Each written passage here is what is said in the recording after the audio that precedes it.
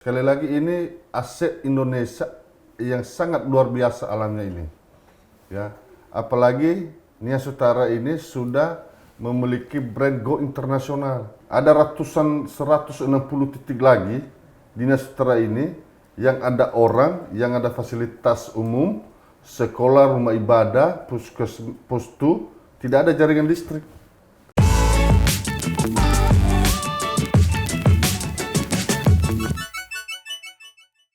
Ini adalah tradisi Fahombo, tradisi dari suku Nias.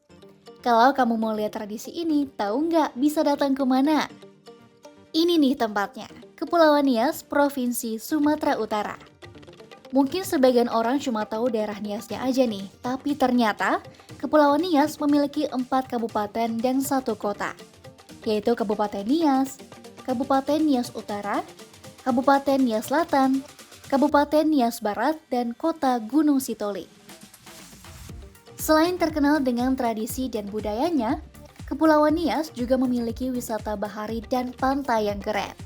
Salah satu yang menjadi primadona adalah spot berselancar di Turewadola Beach, Kabupaten Nias Utara.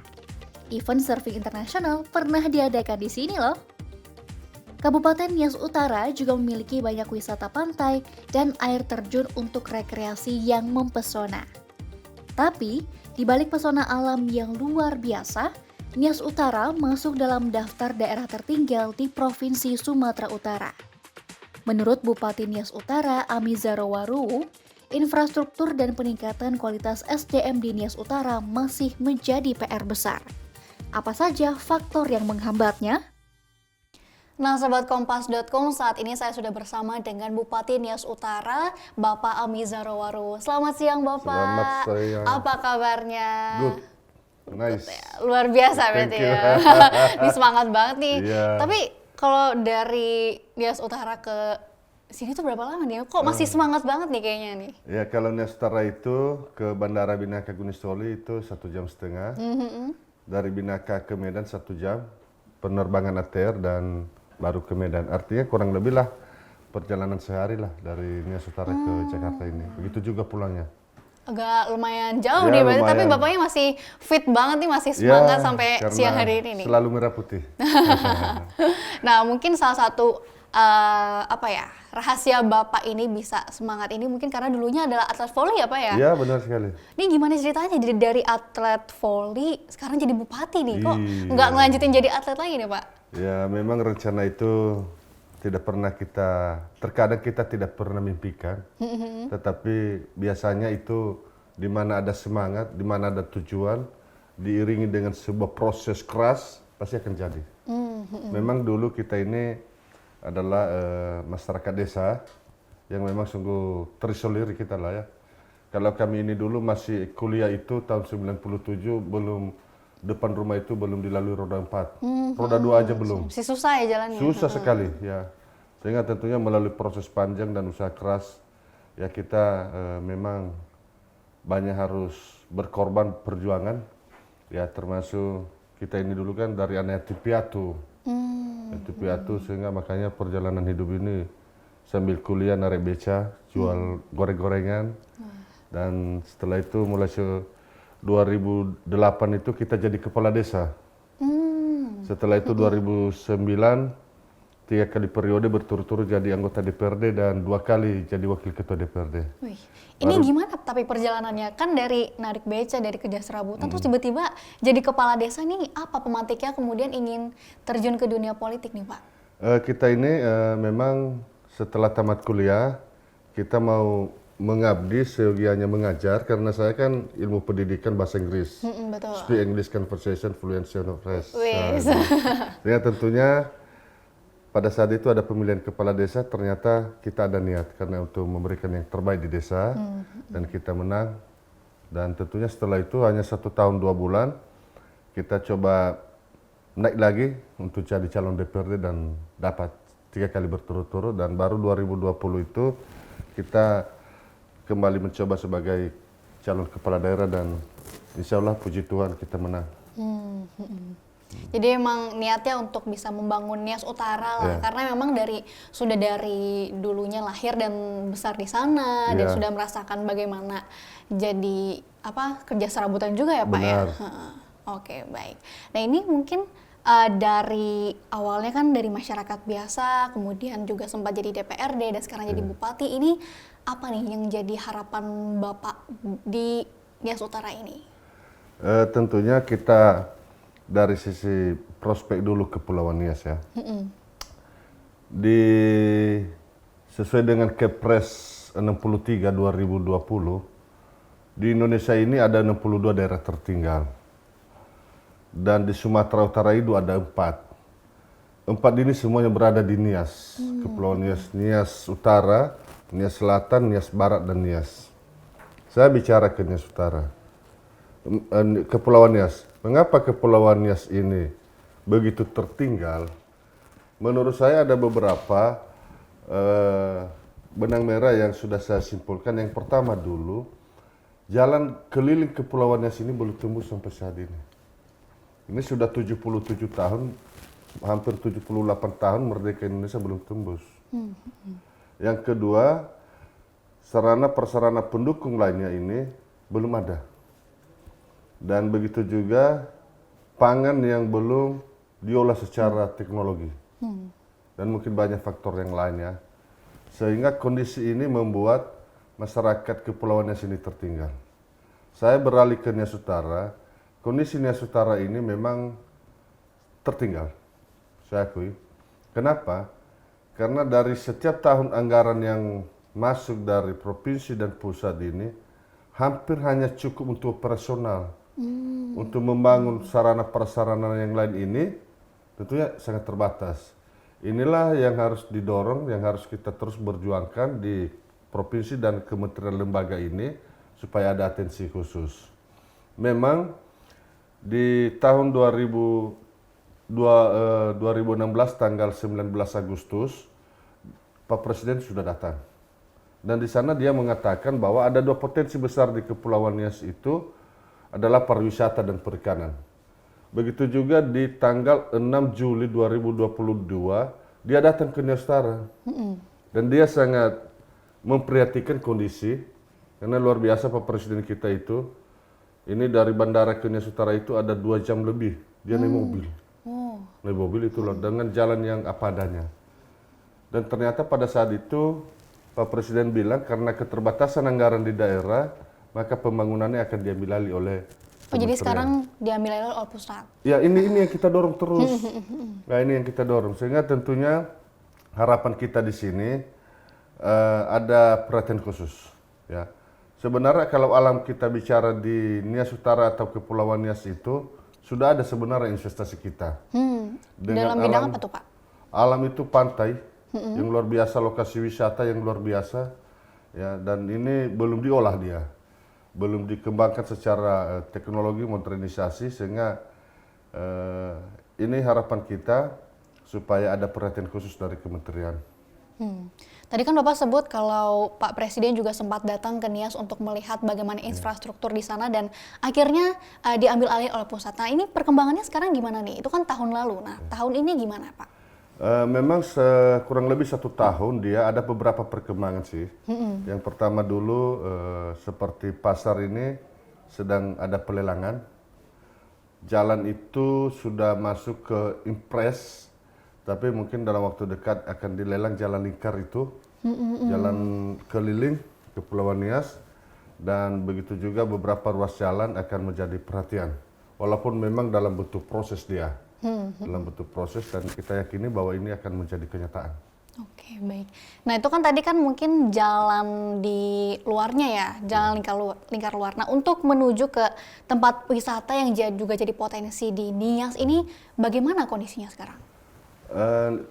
Nias Utara ini secara data itu baru 36% jalan bagus. 64% itu kurang bagus atau tidak mantap.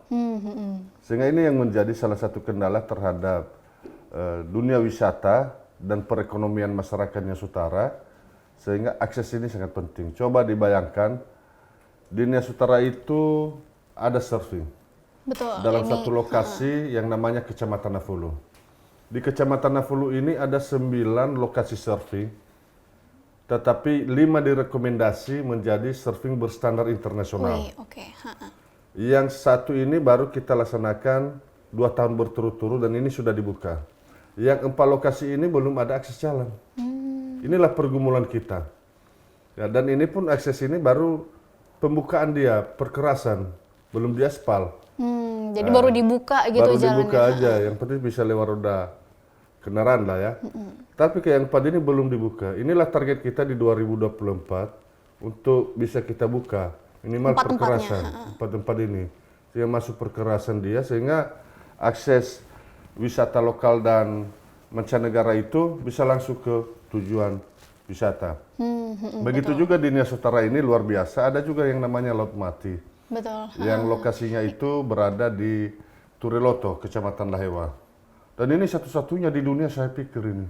Ini unik banget nih, Unik laut banget. matinya Laut mati. Indonesia ya berarti ya? Ya, karangnya juga ada, seperti otak dia ada.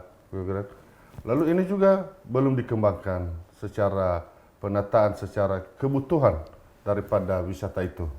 Begitu juga di Nias Utara itu ada namanya Pasir Merah. Pasir merah. Pasir Merah ini luar biasa pasir merahnya. Ini juga belum diolah. Berarti sebenarnya ada banyak nih potensi banyak sekali lah, luar pariwisata biasa. di sana, tapi memang belum bisa diolah dengan baik Belum karena memang diolah ada dengan keterbatasan baik. begitu ya. Pak? Keterbatasan anggaran daerah. Kita tahu bahwa ini seyogianya kita bangun, kita olah, kita kembangkan, kita desain, kita lakukan ekspos, promosi, tapi keterbatasan anggaran daerah itu bisa. Tentunya memang kita tidak pasif dengan itu. Semangat tentunya lebih membuahkan hasil dan tentunya kekompakan juga di daerah menjadi sebuah kunci untuk kesuksesan. Contoh dibayangkan, saya kan bupati 2 tahun saya. Betul. Pelantikan April 2021, di Nias Utara itu kan ada surfing.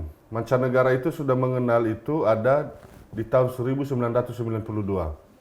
Dan baru kita melakukan surfing yang pertama itu di tahun 2022 dengan kategori kompetisi daerah. Dan Itu tahun lalu berarti tahun ya? yang lalu. Tapi syukur tahun ini kita mendapat brand menjadi Surfing Go Internasional kompetisi. Ini kan potensi besar juga untuk mendatangkan mancanegara ya, karena kan Ya, ini. biasanya kan yang suka surfing itu kan bule-bule gitu ya Pasti, Pak? pasti. Terakhir ini waktu peserta itu 38 orang. Itu dari semua dari mancanegara atau Lebih dari lokal mendominasi juga? dari mancanegara, hanya sebagian orang lokal. Tapi kalau misalnya tadi memang ada kendala di infrastruktur, ini kan kurang lebih soal jalan. Nah, kalau Ya. soal penginapan mungkin dan juga akomodasi lain ini seperti apa di sana? Ini belum ada, belum ada. Mungkin peserta kemarin itu kita memakai homestay, rumah-rumah penduduk. Ini juga menjadi perjuangan kita dan ini terus kita lakukan promosi. Kalau ada yang bangun homestay yang profesional atau membangun hotel, ya begitu juga ini pemirsa semua, kalau memang ada yang mau berminat untuk membangun hotel di Nias Utara, mungkin saya sebagai fasilitatornya. Saya sebagai mediasi kalau ada yang berminat untuk dibangun di sana. Kalau masalah izin surat menyurat itu zero saya buat di Nias Utara. Ya tidak ada persulitan apa-apa, malah pun saya yang ngurus izin Bapak. Yang penting saya mendapat investor masuk ke Nias Utara. Ya, sehingga ini lahannya juga relatif murah di sana kalau mau dibeli. Akan dipermudah lah sama Iya, Bapak yang ya? penting saya fasilitatornya saya permudah. Silakan dibangun, silakan diolah. Ya ini. Dan tidak hanya di investasi perhotelan, begitu juga di perikanan. Ya, di sana kita ada beberapa lahan yang sungguh bagus sekali menjadi tambak yang memang bisa dijadikan sebagai potensi wirausaha. Nah di sana kan mungkin yang terkenalnya ini ya Pak, surfingnya. Nah ini Surfing. karena ini ombaknya tuh tinggi dan juga enak lah gitu kan, Ya. karena mungkin masih sepi, jadi wisatawan itu juga bisa lebih menikmati gitu. Nah kalau Bapak sendiri ini suka surfing nggak nih? Karena kan di sana kan enaknya surfing tuh Pak. Ya mungkin kalau menikmatinya suka ya, tapi karena sudah mulai tua begini tentunya karena nggak pernah latihan sehingga belum bisa mampu lah berenang ya, apalagi sudah gemuk seperti ini. Tapi Menikmati peselancar itu bagus sekali.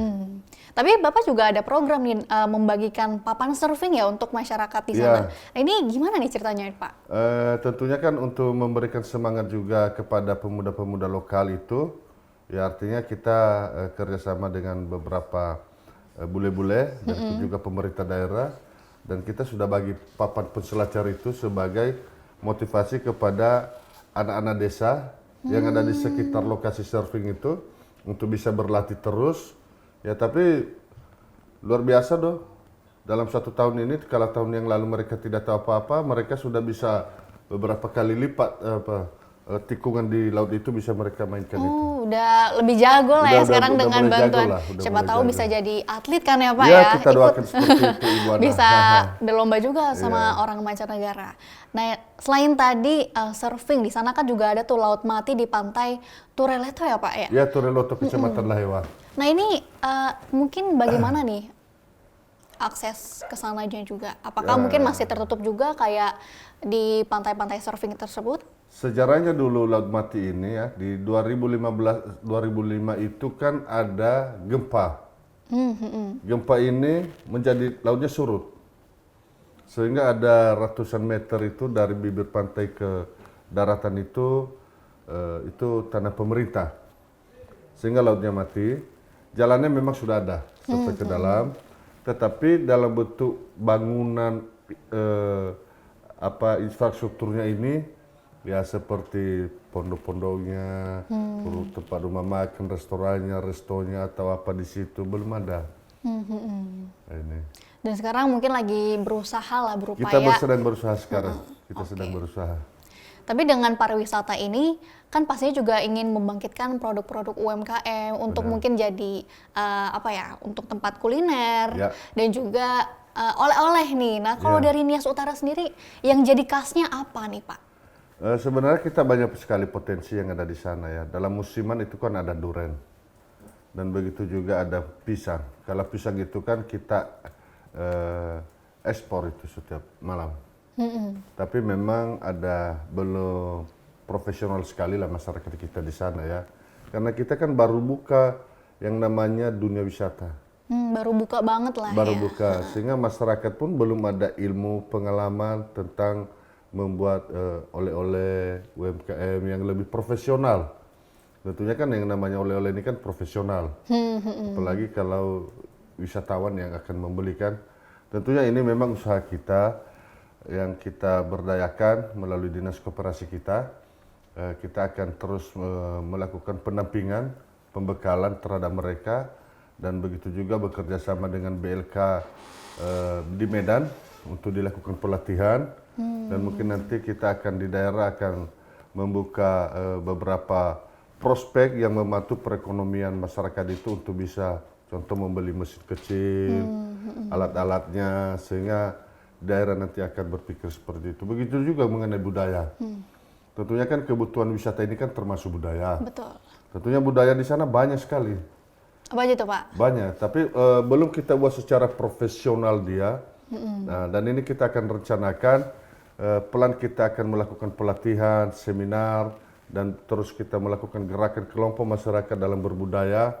Ya tidak hanya budaya leluhur, tapi termasuk juga budaya bersih, budaya keamanan, dan lain sebagainya ini. Jadi sekarang berupaya untuk diberdayakan juga lah masyarakat di sana untuk pasti kita. Supaya nanti produk yang dihasilkan juga bisa lebih proper untuk para wisatawan kan dibawa keluar kota, dibawa keluar negeri ini sekalian mengenalkan Nias Utara juga. Nah, salah satu yang juga jadi media dari memperkenalkan UMKM ini kan jadi dari kompetisi surfing kemarin ya Pak ya.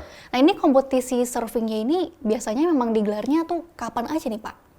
Kita sudah jadikan menjadi event tahunan.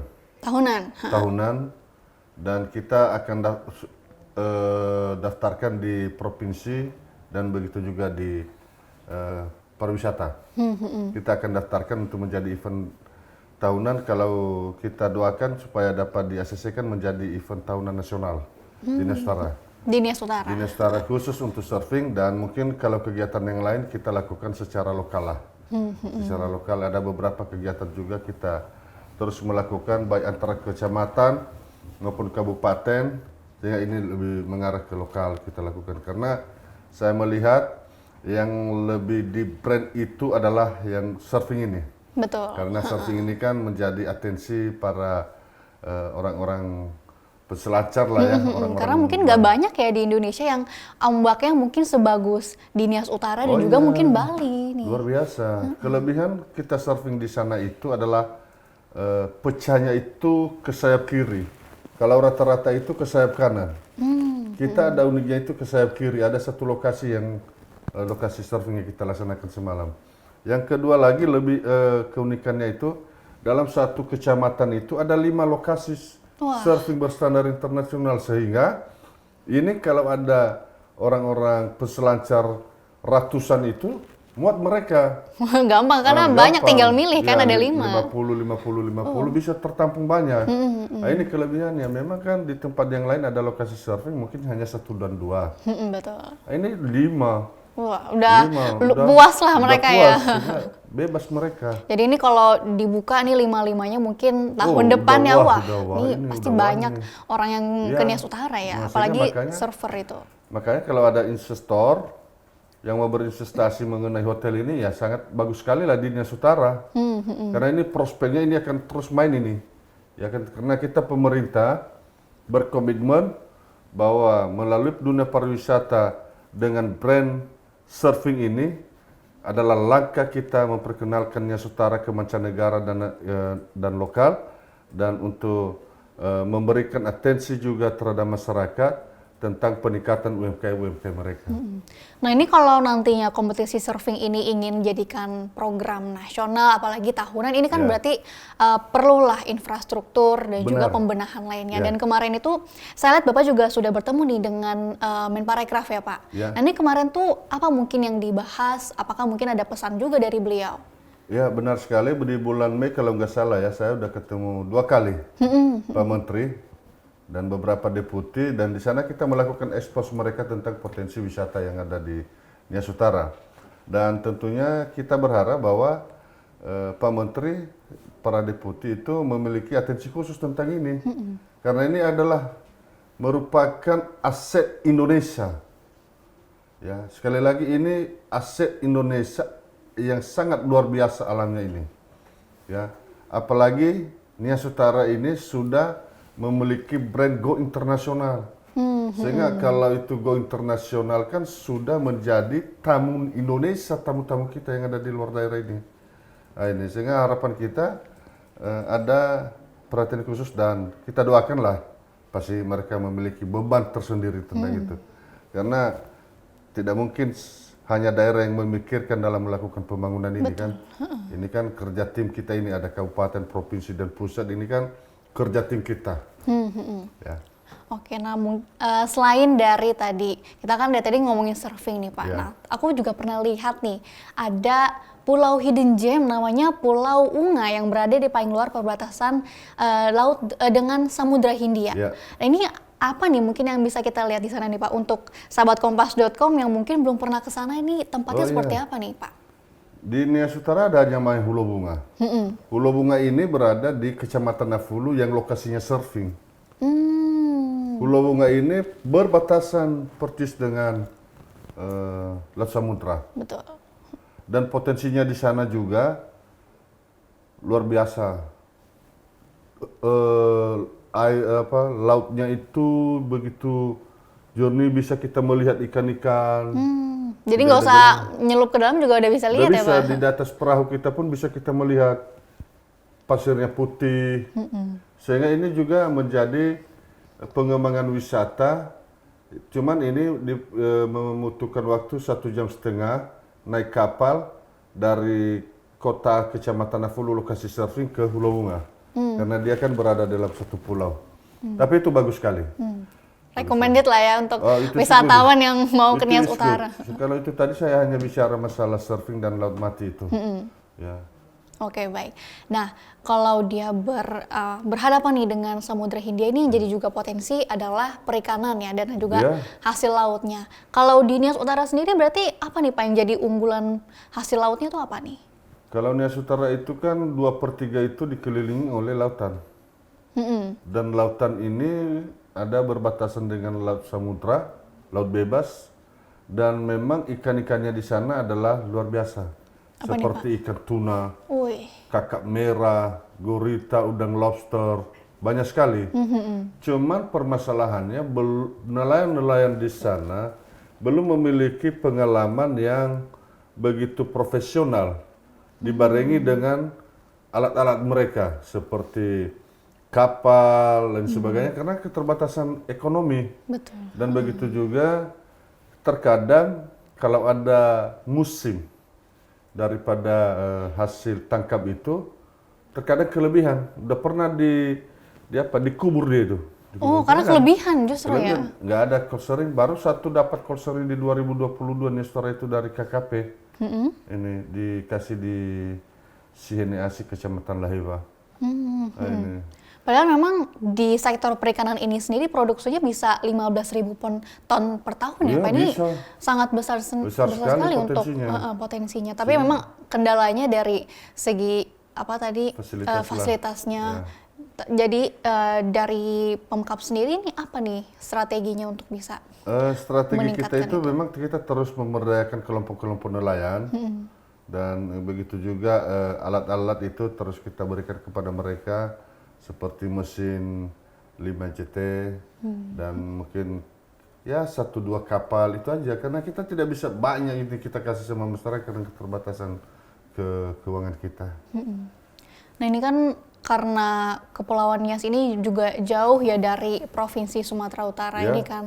Itu mungkin yang juga jadi salah satu kendala ya Pak dalam membangun infrastruktur dan juga pemberdayaan masyarakat di sana. Ya, memang kita kan jauh dari kalau Nias ini ya, kalau lewat darat itu Nias Sibolga 1 malam kapal. Sibolga ke Medan 1 malam. Kalau naik pesawat dia mungkin setengah hari aja ya. Karena persiapan pesawat sampai ke hotel. Ya, artinya memang kita di sana itu harus mandiri lah. Mandiri dari sisi pangan ini memang harus mandiri kita. Karena kalau kita beli dari luar Kepulauan Nias ini kosnya tinggi. Iya betul. Kosnya tinggi.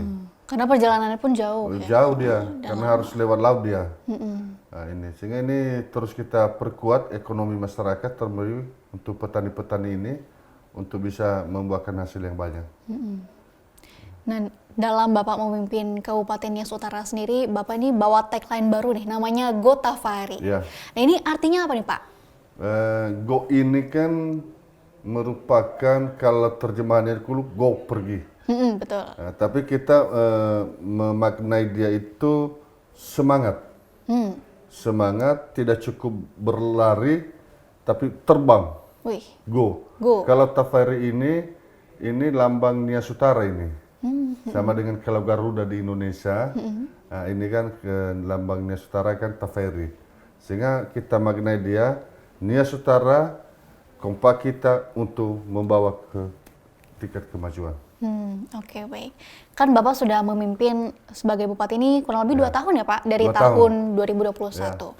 Nah, selama Bapak memimpin, apa kemudian yang jadi PR besar yang kira-kira Bapak harus selesaikan sampai tahun depan nih Pak? Ya. Setelah kita masuk menjadi bupati, kita sudah menarik benang merah. Yang pertama dulu adalah infrastruktur dulu yang perlu. Infrastruktur jalan-jalan utama dulu yang menjadi prioritas kita. Sehingga kalau ada keuangan daerah itu terus kita push di jalan. Ini dulu. Karena kita berbicara masalah pertanian, ekonomi, pariwisata dan sebagainya. Kalau jalannya tidak bagus itu artinya bohong. Ya, kita ini dulu utamanya adalah jalan. Sembari juga kita akan mengintervensi beberapa program-program yang menjadi unggulan di Nias Utara. Yang antara lain adalah surfing, ya pariwisata. Kita lihat kan pariwisata ini kan begitu maknanya luas. Ada laut mati, ada mangrove, ada air terjun. Maka kita tarik benang merahnya itu adalah surfing kita, go-nya itu. Begitu juga di perikanan, ya kita akan memberdayakan kelompok-kelompok nelayan, baik darat maupun laut. Nah, ini begitu juga di pertanian, kita akan memberdayakan kelompok-kelompok melalui alsintan mereka, pelatihan yang kita berikan kepada mereka, sehingga tentunya memang sembari bersama, tapi ada beberapa prioritas di beberapa itu. Jadi untuk sampai tahun depan ini prioritasnya adalah pembangunan Masih infrastruktur jalan. dan juga pemberdayaan masyarakatnya. Masyarakat ya, dan kalau pariwisata ini kita masih fokus, label kita itu, brand kita itu adalah surfing. Survei. Ya. Oke, baik. Nah, berarti kan tadi ada 3 poin nih Pak yang jadi poin utamanya, yaitu ada jalan, sarana prasarana dan juga pangan. Nah, kalau misalnya dari sisi pendidikan sendiri gimana nih kondisinya di Nias Utara? Ya, perlu disampaikan bahwa IPM Nias Utara ini masih, ya, kalau nggak salah 63 ya. Kalau kesehatan sudah lumayan bagus. Kalau pendidikan masih belum. Apa tuh Pak kendalanya di sana? Termasuk sarana prasarana yang memang masih belum bagus, memadai. Sekolah-sekolah gitu mungkin belum banyak atau gimana? Masih banyak lagi yang berpapan dan atapnya itu bolong-bolong, bocor-bocor. Wah. Sehingga termasuk lagi masalah jarak yang memang masih dilalui anak-anak SD dengan jalan kaki, karena belum bisa dilalui dengan roda 2 atau roda 4. Jadi masih jalan setapak gitu ya Pak ya? Oh ya, masih lumayan kalau dari jalan setapak. Ada beberapa puluhan lah ya SD di sana itu, SMP yang memang tidak ada jalan sama sekali. Tidak ada jalan sama sekali. Jadi mereka masih harus rogoh-rogoh juga jalannya ya? Sehingga ini kondisinya yang memang membuat nilai-nilai pendidikan di Nias Utara ini memang boleh saya katakan belum memenuhi standar nasional. Ya, ini terus kita dorong juga dari Bappenas dan begitu juga Kemendikbud ya, supaya memberikan perhatian khusus lebih lah ya di Nias Utara. Kita berharap bahwa ini kondisi yang memang dibuat plus dia perhatian itu. Contoh ini kan kalau kabupaten yang maju, Nias Utara yang tertinggal. Kalau setiap tahun dinaikkan persentasenya sama, kapan ketemunya? Ya, artinya ini kalau begini berbedanya. Kalau ini naik 2 langkah, ini selangkah, 2 langkah, selangkah, sehingga dalam posisi 5 tahun bisa ketemu dia. Bisa setara lah Bisa ya? setara dia. Sehingga ini yang kita harapkan kebijakan dari pusat ini, Bappenas, bahwa ada semacam fokus itu terhadap daerah-daerah tertinggal ini. Sehingga nilai-nilai nanti kesamaan ini dalam waktu 5-10 tahun ke depan bisa ketemu dia. Ya, coba bayangkan kalau anak SD, SMP itu harus jalan kaki sampai 2-3 kilo baru ke sekolah setiap hari. Bagaimana lagi kualitas dia belajar sampai ke sana. Begitu juga gurunya. Sehingga sudah tidak ada nyamannya lagi. Ya kan? Belum lagi bagaimana sarana prasarananya, bagaimana lagi anak itu apakah sudah memenuhi gizinya atau tidak. Iya, betul. Ya, ini harapan kita, dan kita memang terus mendorong, kita terus memberikan semangat terhadap mereka, dan begitu juga kita koordinasi di pusat lebih banyak supaya perhatian di bidang pendidikan ini akan semakin ditingkatkan. Nah, ini kan berarti sudah berjalan cukup lama ya Pak. Mungkin Bapak dulu waktu kecil juga merasakan dan mungkin sampai sekarang justru ini masih banyak kalau dirasakan sekarang, oleh masih anak-anak. lumayan kalau sekarang. Kalau kita dulu itu tahun 90 itu kita sekolah SD itu tidak ada sepatu sampai tamat itu. Untuk apa sepatu? Karena kita kan jalan desa, jalan tikus di kita jalan. Nanti kotor juga ya? Nggak ada, nggak perlu. 6 tahun saya jadi SD nggak pernah pakai sepatu saya. Oke, nah mungkin ini salah satu masalah juga yang banyak dihadapi oleh banyak daerah di sana. Karena ketika saya bertemu dengan Bupati juga salah satu masalah di sana adalah soal anak-anak ini ternyata mereka juga akhirnya jadi malas sekolah karena sarana prasarana tadi kurang baik. Nah kalau di Nias sendiri bagaimana nih semangat anak-anak di sana untuk mengenyam pendidikan? Prinsipnya dulu rata-rata sekolah, cuman kualitasnya yang berbeda.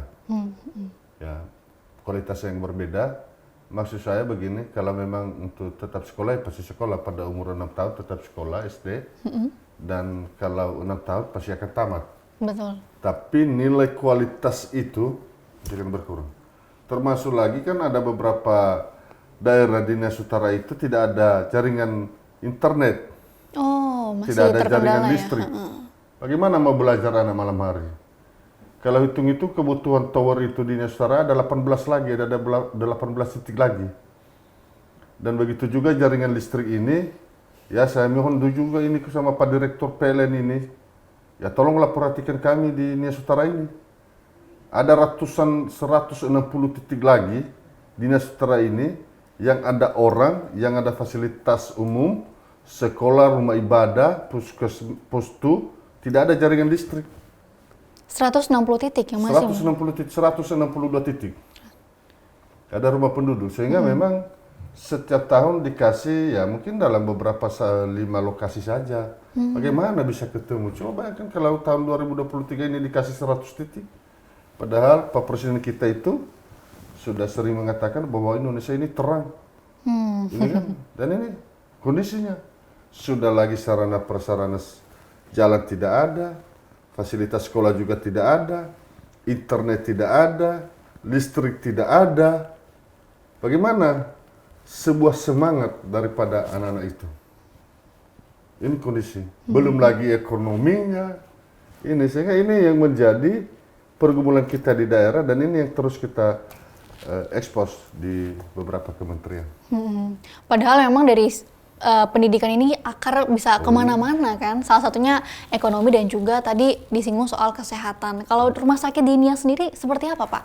Kalau kita di Nias Utara itu masih rumah sakit pertama tahun 2023 ini. Tapi kita bersyukur 2023 ini kita mendapat atensi dari DAK dan kita akan rencanakan di awal 2024 nanti kita akan naikkan status dari rumah sakit pertama menjadi tipe D rumah sakit daerah. Nah, setelah fasilitas ini ada. Sehingga tentunya kalau masalah kesehatan, kalau hitung saya sudah lumayan bagus. Tapi ini mungkin baru berkembang, baru ada pada kepemimpinan Bapak atau sebelumnya belum ada? Mungkin embrionya sudah ada sebelumnya juga, tapi tahun ini kita banyak coba ada 4 puskesmas kita mendapat tahun ini. Ya tahun depan lagi kita sudah mengusulkan 2 lagi sehingga 11 kecamatan itu ada puskesmas yang berstandar nasional lah. Bagus dia. Dan juga ini kan karena ini kepulauan ya Pak ya. Jadi setiap itu harusnya ada nih. Harus ada. Tapi yang paling saya ragu ini masalah pendidikan ya. Termasuk jaringan listrik ini. Kita terus berjuang kita bersurat tapi saya sudah 2 tahun ini terus tapi belum saya melihat ada tanda-tanda keseriusan dari PLN ini. Belum ada. Kita doakanlah. Semoga nanti kedepannya bisa lah ada. Insyaallah, terima kasih. Oke, baik. Nah, sahabat kompas.com, itu tadi dia perbincangan saya dengan Bapak Bupati dari Kabupaten Nias Utara, Bapak Ami Zarowaru. Terima kasih Bapak sudah datang dan juga cerita-cerita soal Nias Utara nih. Selalu di hati. Selalu di hati. Gota Fairy ya? Gota Fairy. Baik, terima kasih sahabat kompas.com sudah menonton Nusaraya hari ini. Saya Anastasia pamit undur diri. Salam Nusaraya, semangat Bhinneka Indonesia Raya. Sampai jumpa.